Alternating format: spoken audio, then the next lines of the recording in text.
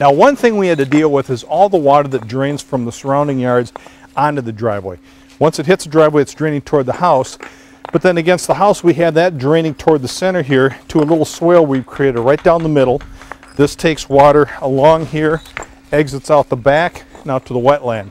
Now, we still have some pavers to lay around a drain here. We have to get that installed yet.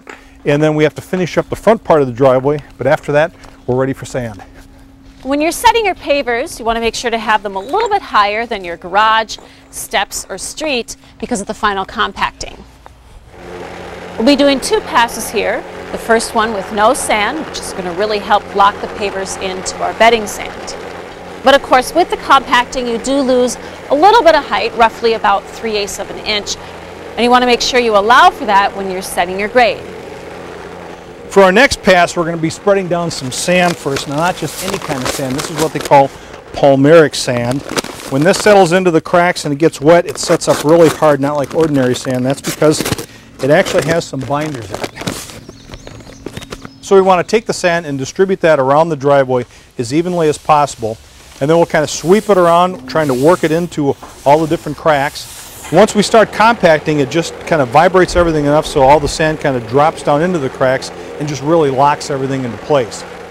All right, now that everything is compacted, we'll just sweep this off real well and then hit the whole thing with a hose that just kind of sets up all those binders in the sand. This way it's just about impossible for weeds or grass to grow in between the cracks. It's a good way to go.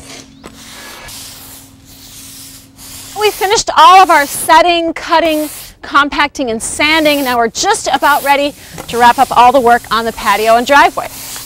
The last step for now was misting the polymeric sand to activate the bonders and lock the joints together.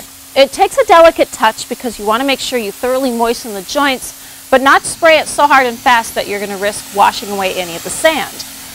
We're trying to put like 2 to 3 coats on this stuff, so we're going to do like 2 to 3 light coats. I'm going to let it dry a little bit, go back where I started, and do the whole process over. We're trying to get to where the sand does not soak in any more water. Then they say that's good. Well, now that we have everything sanded and compacted, there are just a few more things before we can call this done. One, obviously, is to make sure the whole thing gets misted. We also have our drain here that we need to install. And then last, we want to put a sealer on the whole driveway, make sure it stays looking good. But that should give you an idea of how one of these comes together.